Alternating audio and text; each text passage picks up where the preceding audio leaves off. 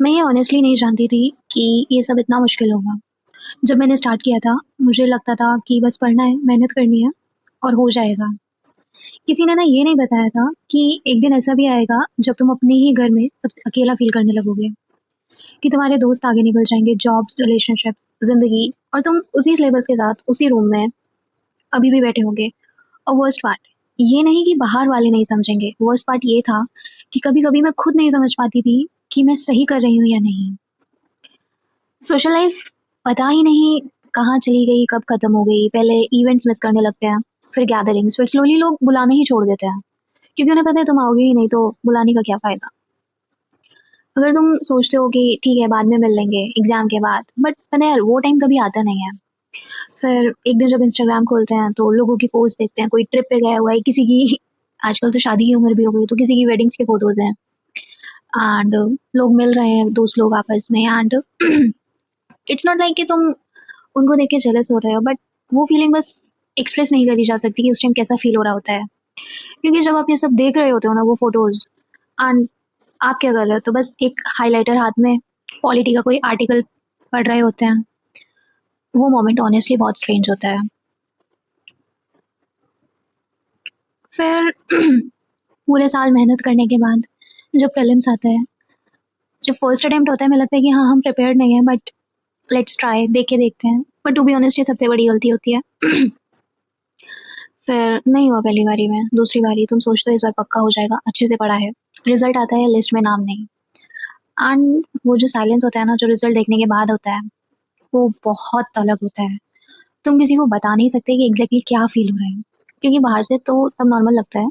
तुम उठते हो, खाते हो, सोते हो, बट अंदर ही अंदर बहुत कुछ चीज़ें चल रही होती हैं। मतलब बंदा ना खुद को एकदम ऐसा फेलियर मानने लगता है ना कि यार पेरेंट्स ने इतना पैसा लगाया, इतनी होप्स हैं, मैंने इतनी मेहनत करी, इतने साल दिए, इतना घंटा पढ़ा, 4 घंटे सोया केवल, लेकिन फिर भी नाम नहीं। तो उस टाइम पे बहुत बहुत ज़्यादा कुछ चल रहा होता है एंड टू बी ऑनेस्ट उस टाइम ना सुनने वाला या समझने वाला भी नहीं होता, क्योंकि हर कोई नहीं समझ सकता कि आप क्या फील कर रहे हो।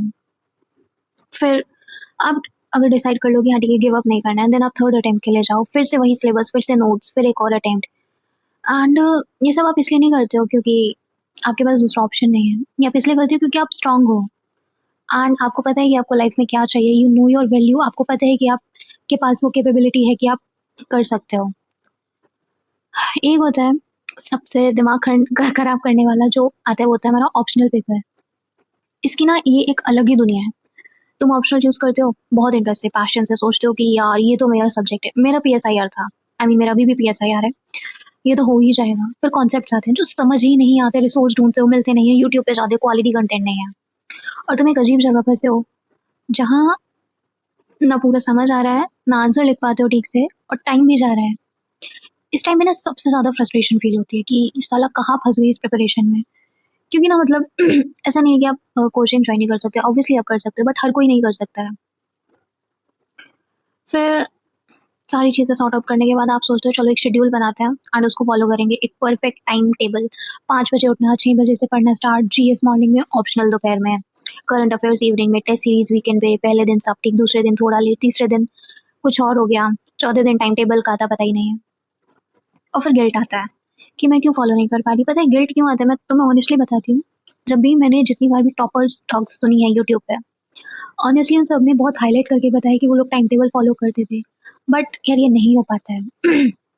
मतलब इट इज़ गुड कि आप मतलब एक रूटीन फॉलो करें, आप डिसिप्लिन हो, but to be honest time table follow नहीं हो पाता है। आप रोज़ 5 बजे नहीं उठ सकते हो, आप रोज़ 12-12 घंटे नहीं पढ़ सकते हो, बट हाँ आप ये ज़रूर कर सकते हो कि आपको इतना घंटे जीएस पढ़ना है, इतना घंटे ऑप्शनल पढ़ना है, ये आप ऑब्वियसली कर सकते हो। But time table to be honest नहीं फील कंप्लीट हो पाता है, फॉलो हो पाता है। एंड रात में बहुत मतलब क्या ही बताएं, इतना गंदा रिग्रेट होता है ना फिर, कि प्रिपरेशन रखी की रखी रह गई, ऐसा फील होने लगता है। फिर ना ऐसी चीज़ें होती हैं जो हम नोटिस भी नहीं करते जब तक बहुत लेट हो जाता है, मतलब जब नोटिस करते हैं, जो कि हमारी फिजिकल हेल्थ। क्योंकि तुम बैठे हो घंटों तक, तुम पढ़ रहे हो, एक्सरसाइज बाद में करेंगे, खाना जो भी कन्वीनियंट हो, जो जल्दी से बन जाए, जो लोग पीजी में रहते हो तो उनका तो यही हाल है। नींद कभी 4 घंटे मिल रही है, कभी 10 घंटे मिल जा रही है। मेंटल हेल्थ उसका तो आप बात ही ना करो। मतलब if you are preparing for UPSC और any other government exam, not only government exam, I mean any exam, for example CAT, CLAT, GATE, there are so many exam, JE, NEET, आप नींद एंड मेंटल हेल्थ को तो आप अलग ही रख दीजिए, because competition इतना ज़्यादा है यार, आप नहीं कर पाते हो। एंड पता है, कभी-कभी ना ऐसे टाइम पे बस ये लगता है कि यार काश कोई मतलब सुनने वाला होता, समझने वाला होता, मतलब इतना अकेला लगने लगता है, आपके दोस्त होते हैं आप, लेकिन आपको पता है कोई उस कॉर्पोरेट में आप उसका अलग ही जीवन चल रहा है, कोई रिलेशनशिप में है, किसी-किसी से तो बात ही नहीं होती है एंड एक ऑकवर्डनेस आ जाती है दोस्तों के बीच में भी। एंड ये चीज़ें ना तब और ज़्यादा डिफ़िकल्ट हो जाती हैं जब आप अपने घर से रह के प्रिपेयर कर रहे हो, या मतलब आपने कोई कोचिंग जॉइन नहीं कर रखी है एंड आप भले ही पीजी में रह रहे हो बट आप इतना बाहर नहीं जा रहे हो। ये चीज़ें तब और ज़्यादा डिफ़िकल्ट हो जाती हैं। चीज़ें और ख़राब होने लगती हैं जब आपका first attempt, second attempt, third attempt नहीं निकला एंड फिर ना अगले अटेम्प्ट देने में ना डर लगने लगता है। सिर्फ़ आपको नहीं, आपके घरवालों को भी, भले ही आपके घरवाले कितने भी सपोर्टिव हो यार, डर लगने लगता है टू बी ऑनेस्ट। क्योंकि यार देखो उम्मीद सबको होती है, ठीक है? बट आई थिंक मैंने अपने जो अटेम्प्ट से चीज़ें देखी हैं वो ये है कि प्रीलिम्स से पहले हमेशा मेंस प्रिपेयर्ड होना चाहिए, क्योंकि अभी जो मैंने दिया था ये थर्ड अटेम्प्ट था and I will be very honest, मुझे ऐसे लिखना नहीं आता था। मतलब अब मैं थोड़ा-थोड़ा लिख लेती हूँ, स्पीड कम है but I can write as this. मेरा ऑप्शनल कवर नहीं था क्योंकि यार ऑप्शनल मेरा पीएसआईआर है and I had no idea कि कहाँ से कैसे कवर करना है। बट धीरे-धीरे चीज़ें सीखी एंड तब तक थोड़ा लेट हो चुका था, मतलब by the end of March मेरे को थोड़ा ऑप्शनल स्ट्रॉन्ग होने लग गया था मेरा। तो ये सारी चीज़ें, बट आई थिंक अपने ड्रीम पे गिव अप ना करना एंड मेहनत करते रहना, हार्ड वर्क करना, अपना 100% देना, ये बहुत मैटर करता है।